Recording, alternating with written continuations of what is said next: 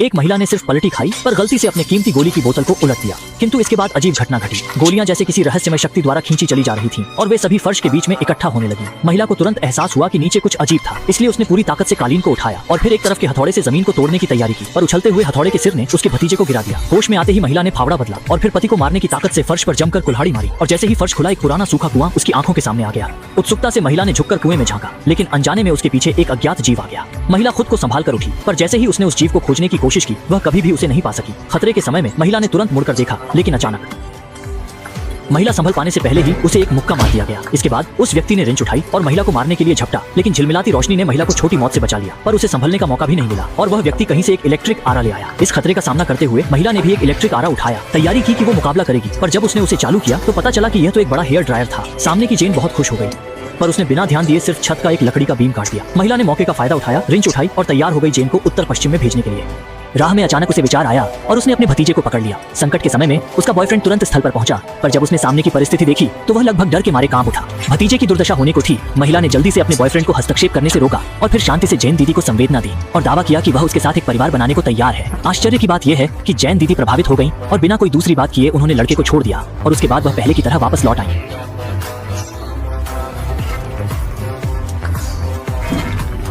लेकिन आपदा के इस क्षण में विपत्ति फिर छा गई।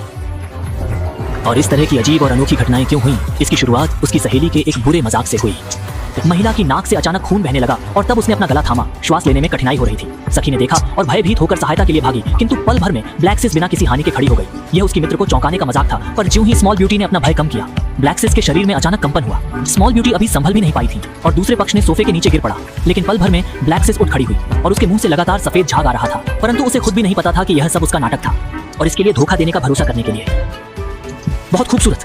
हे मेई ने जमीन पर यूरिन बिखेरने का नाटक किया, लेकिन जैसे ही ज्यू मेई कंफ्यूज हुई, हे मेई ने टेबल पर रखे अपने हाथ को अचानक आग लगा दी। समय रहते आग बुझा ली गई, लेकिन उसके बाद हे मेई ने अपनी आस्तीन से नकली हाथ निकाला। सहेली के इन फंदों के सामने ज्यू मेई ने रसोई में जाकर उसे अनदेखा करने का फैसला किया। इसलिए बोर हे मेई अकेले लिविंग रूम में चली गई, लेकिन उसी समय टीवी अजीब तरीके से खुद चालू हो गया। उसने सोचा कि उसके कान में गूंज हो रही है, लेकिन जैसे ही वह स्विच ऑफ करके किनारे की ओर गई, टीवी फिर से चालू हो गया। परेशान हे मेई ने बिजली काटने का फैसला किया। अगले पल रहस्यमय बातें होने लगी।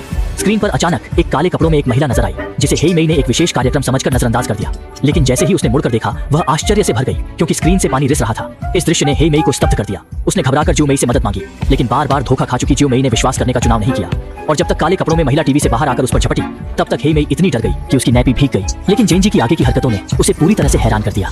यह कोने से मेरे फर्श को बर्बाद कर रही है। फिर रोने लगी। एक मुक्का मारकर जेन जी को गिरा दिया।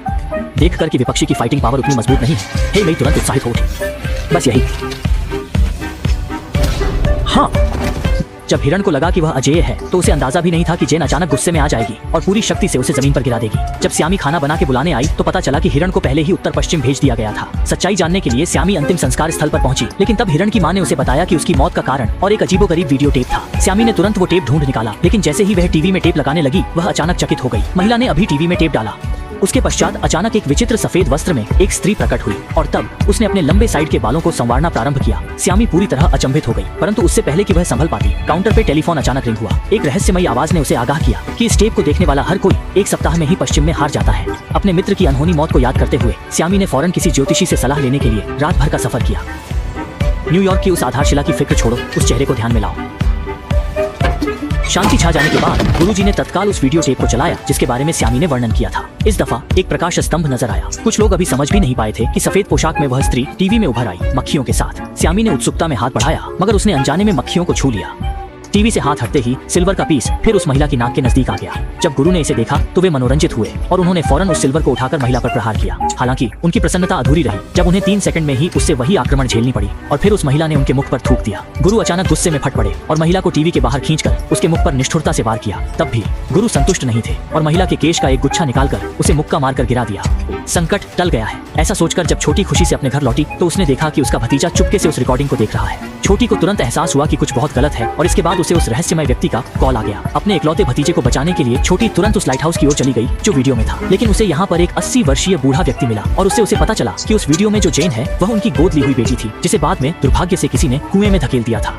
इसी कारण जेन को मनुष्यों से बहुत ज्यादा गुस्सा आ गया था और इस श्राप को हटाने का तरीका उस सूखे कुएं को फिर से सील करना था। सच्चाई जानकर छोटी फौरन अपने घर वापस आ गई और उसने अचानक अपने तलघर में उस सूखे कुएं को ढूंढ लिया और वहीं जेन की मूल शक्ति भी छूट गई। पर जब जेन लोगों को खाना लेने भेजने जा रही थी तभी तलघर का दरवाजा अचानक खुला। मैं आपसे मिलना चाहती हूँ।